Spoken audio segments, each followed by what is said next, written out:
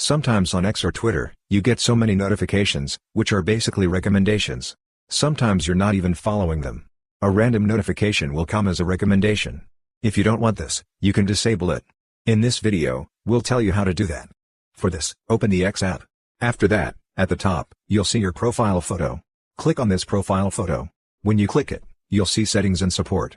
Click on Settings and Support. Then, you'll see Settings and Privacy. Click on Settings and Privacy. Here, you'll see one option, Notifications.